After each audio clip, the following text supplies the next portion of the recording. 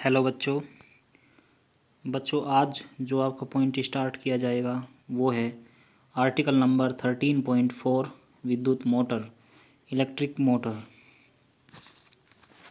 बहुत important question है बच्चों, इस पर लिख लीजिए 100%, ये आपके एग्ज़ाम में आएगा। और इसको समझिए एक बार। देखो, जो विद्युत मोटर है वो एक ऐसी युक्ति है जो कि विद्युत ऊर्जा को यांत्रिक ऊर्जा में कन्वर्ट करता है। ठीक है, और ये किस सिद्धांत पर कार्य करता है, इसकी स्ट्रक्चर कंस्ट्रक्शन क्या है, इसका जो सिद्धांत है, जो कार्यविधि है इसकी, वो किस तरीके से ये कार्य करता है जबकि हम इसको प्रयोग में करते हैं। ठीक है, प्रयोग में लाते हैं। तो सबसे पहले इसका सिद्धांत समझिए, प्रिंसिपल। देखो, विद्युत मोटर का सिद्धांत इस तथ्य पर आधारित है कि जब किसी कुंडली को चुंबकीय क्षेत्र में रखकर उसमें विद्युत धारा प्रवाहित की जाती है तो कुंडली पर एक बल युग्म यानी कि बलों का जोड़ा कार्य करने लगता है जो कुंडली को उसकी अक्ष पर घुमाने का प्रयास करता है। यदि कुंडली अपनी अक्ष पर घूमने के लिए स्वतंत्र हो, अर्थात उस पर कोई जो है बल ना लगा हो, तो वह घूमने लगती है।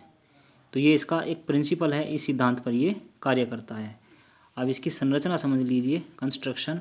इसका डायग्राम भी हमें दे रखा है। इसके चार मुख्य भाग होते हैं।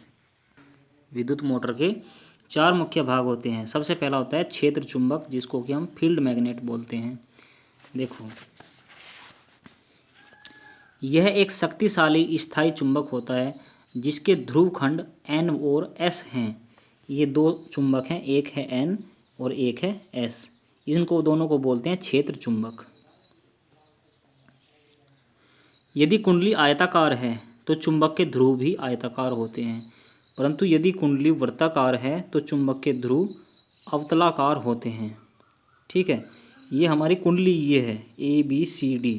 इसके ऊपर डिपेंड करता है कि अगर ये आयताकार है तो ये दोनों के दोनों क्षेत्र चुंबक भी आयताकार होंगे, और अगर जो हमारी कुंडली वृत्ताकार है तो ये दोनों के दोनों फिर अवतलाकार होंगे, अवतल आकार के, जिससे कुंडली के तल के प्रत्येक बिंदु पर चुंबकीय क्षेत्र लंबवत रहे। इस प्रकार छड़ चुंबक के उत्तर दक्षिण ध्रुव खंड शक्तिशाली चुंबकीय क्षेत्र उत्पन्न करते हैं। ये दोनों के दोनों जो पोल हैं चुंबक के, ये बहुत हाई पावर की जो शक्ति है वो उत्पन्न करते हैं, एक चुंबकीय क्षेत्र उत्पन्न करते हैं, मैग्नेटिक फील्ड। नेक्स्ट पॉइंट है बच्चों आर्मेचर।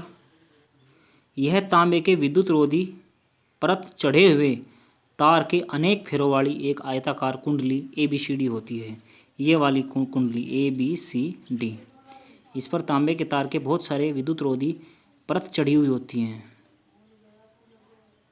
विद्युत रोधी परत पर तांबे के बहुत सारे तार चढ़े हुए होते हैं, जो कच्चे लोहे के क्रोड पर तांबे के तार के फेरे लपेटकर बनाई जाती है, और कुंडली को इन दोनों ध्रुव खंडों के बीच इस प्रकार रखते हैं कि इसकी भुजाएं AB और CD, एक भुजा है इसकी AB, दूसरी भुजा है इसकी CD, चुंबकीय क्षेत्र के लंबवत रहे, जो यहाँ पे मैग्नेटिक फील्ड है उसके परपेंडिकुलर रहे।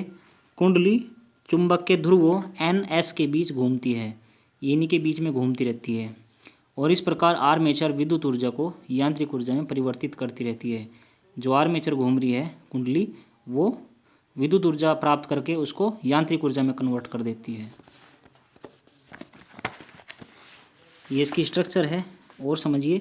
नेक्स्ट पॉइंट है विभक्त विलय, जिसको स्प्लिट रिंग्स बोलते हैं। देखो, ये दो अर्धवर्ताकार यानी कि हाफ सर्कुलर वलय अथवा दो खंडों में विभक्त एक वलय के रूप में होते हैं। आर्मेचर की जो कुंडली है उसके सिरे इन दो अलग अलग वलयों L व M, एक होता है L और दूसरा होता है M, ये हैं अर्धवर्ताकार वलय, ये वाले से जुड़े होते हैं। आर्मेचर की कुंडली के सिरे इन दो अलग अलग वलयों L व M से जुड़े होते हैं। ये वलय आर्मेचर की धुरा दंड से जुड़े होते हैं, जो कि उसको घुमा रही है। ये धुरी, जिसको एक्सल बोलते हैं, एक्सल से जुड़े हुए होते हैं। विद्युत मोटर में विभक्त वलय का जो कार्य है, कुंडली में प्रवाहित विद्युत धारा की दिशा बदलना है, ये विद्युत धारा की जो डायरेक्शन है उसको चेंज करते रहते हैं। इन विभक्त वलयों की सहायता से धारा की दिशा इस प्रकार रखी जाती है कि कुंडली पर बल युग्म लगातार एक ही दिशा में कार्य करे।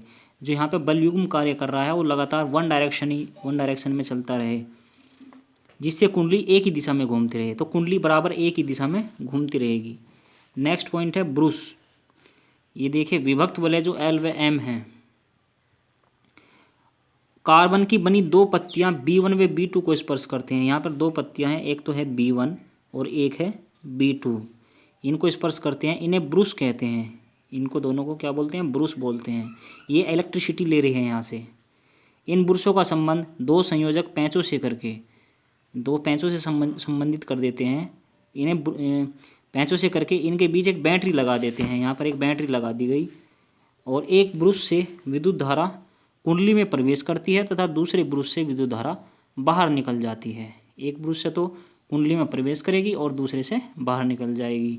इस प्रकार ब्रूसों की सहायता से बैटरी से धारा कुंडली में प्रवाहित की जाती है। यानी कि ये जो ब्रूस चल रहे हैं, ये जो ब्रूस लगे हुए हैं, सॉरी ये चल नहीं रहे, ये स्थिर हैं। इन ब्रूसों की सहायता से जो बैटरी से धारा है वो कुंडली में प्रवाहित की जाती है। तो बच्चों ये इसका डायग्राम समझ लीजिए, एक बार दोबारा बता देता हूँ। ये दो ध्रुव खंड हैं, एक है N एक है S। इनके बीच में ये एक कुंडली लगी हुई है ABCD, जो कि तांबे के बहुत सारे तार लपेट करके बनाई गई है। और यहाँ पर ये विभक्त वलय स्प्लिट रिंग लगाए गए हैं L और M, और उनका जो संबंध है वो ब्रूसों से कर दिया गया। एक ब्रूस B1 है, दूसरा ब्रूस B2 है, और इन ब्रूसों का संबंध दो पैंचों से कर दिया गया, जिनसे होकर के कुंडली में धारा, इसमें परिपथ में धारा आएगी, और इसको आर्मेचर कुंडली बोलते हैं। और ये जो कुंडली के घूमने की जो दिशा है वो वामावर्त दिशा है।